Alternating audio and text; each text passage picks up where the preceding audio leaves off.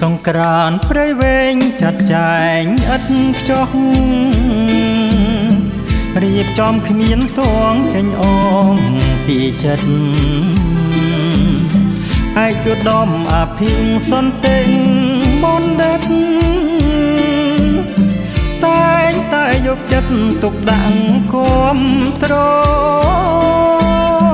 រដ្ឋបាលព្រៃវែងប្រឹងប្រែងលោកលេរៀបចំ5ថ្ងៃដើម្បីសាទរប្រឡងចំរៀងមានតាំងពីពប្រឡងបវរកញ្ញាប្រុងស្រីសំដែងយីគេសំដែងក្បាច់គុណរៀបចំតំបន់ត្រជាក់ចិត្តក្រៃលេងអុកចាក់ត្រង់លបែងប្រជាប្រិយប្រគុំដនត្រីប្រដាល់គុណខ្មែរសង្ក្រានព្រៃវែងមួយឆ្នាំមានម្ដងសួនច្បារបំប្រងកំសាន្តបានលហើយចូលឆ្នាំវប្បធម៌ប្រពៃណីខ្មែរយើងនាំគ្នាថែជាតិខ្មែររុងរឿង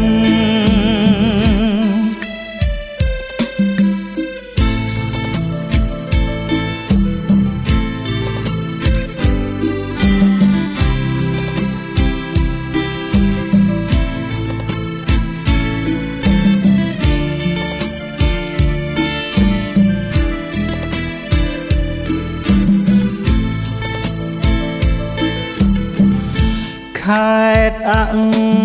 ភិវឌ្ឍមុខមាត់រំលេច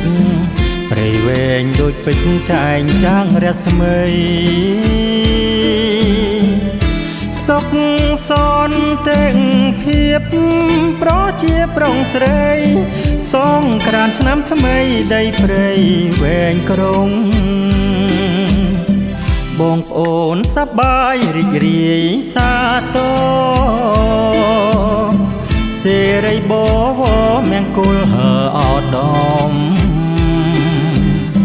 ឆ្នាំថ្មីកានទ្រព្យសម្បត្តិសុខដុមត្រជាក់ប្រជុំក្រមលុបសន្តិភាពត្រជាក់ប្រជុំក្រមលុបសន្តិភាព